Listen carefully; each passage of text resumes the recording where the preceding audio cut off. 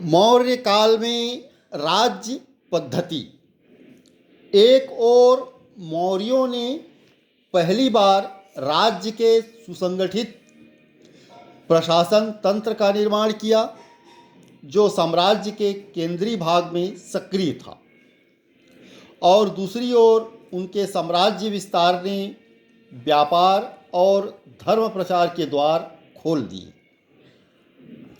लगता है कि प्रशासकों, व्यापारियों और जैन तथा बौद्ध भिक्षुओं ने जो संपर्क सूत्र जोड़े, उनके फलस्वरूप गंगा के मैदान की भौतिक संस्कृति साम्राज्य के सीमांत क्षेत्रों में भी फैल गई।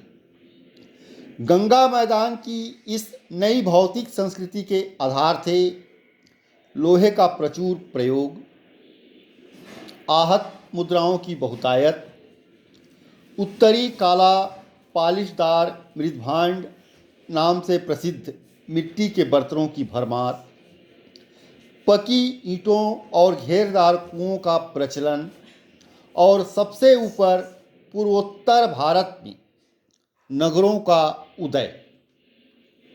एरियन नामक एक यूनानी लेखक के अनुसार नगरों की संख्या इतनी थी कि उन्हें गिनकर ठीक ठीक बताया नहीं जा सकता है।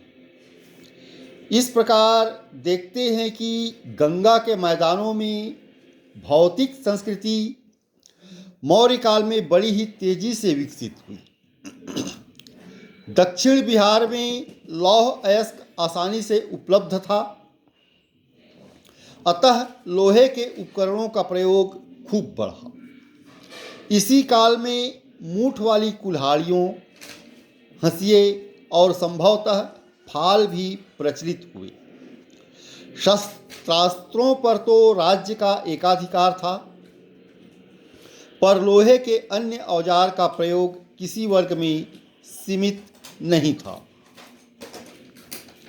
इनका इस्तेमाल और निर्माण गंगा के मैदान से साम्राज्य के सुदूर भागों में भी फैल गया होगा। मौर्य काल में ही पूर्वोत्तर भारत में सर्वप्रथम पकाई हुई ईंट का प्रयोग प्रारंभ हुआ। मौर्य काल में बनी पकी ईंटों की संरचनाएं बिहार और उत्तर प्रदेश में पाई गई हैं। मकान ईंट के भी बनते थे और लकड़ी के भी।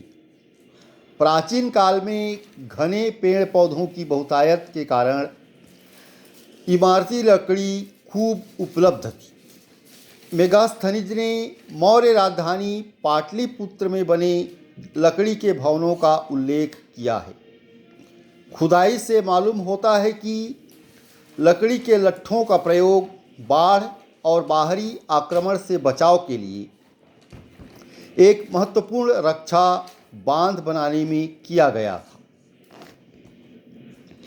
पकी ईंटों का प्रयोग साम्राज्य के दूरवर्ती प्रांतों में भी फैल गया। नम जलवायु और भारी वर्षा वाले क्षेत्रों में मिट्टी की या कच्ची ईंट की वैसी टिकाऊ और बड़ी बड़ी इमारतें बनाना संभव नहीं था, जैसी कि शुष्क क्षेत्रों में पाते हैं। इसलिए पकी ईंट का प्रयोग एक महान वरदान सिद्ध हुआ। इसके फलस्वरूप धीरे धीरे साम्राज्य के विभिन्न भागों में शहर पनपने लगे। इसी प्रकार घेरदार कुएं, जो सबसे पहले मौर्य काल में गंगा घाटी में सामने आए, साम्राज्य के केंद्रीय भाग के बाहर भी फैल गए।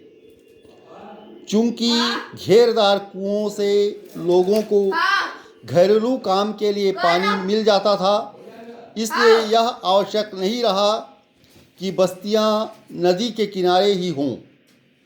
घनी आबादी वाली बस्तियों में ऐसे कुएं जल निकास खाई का भी काम करते थे।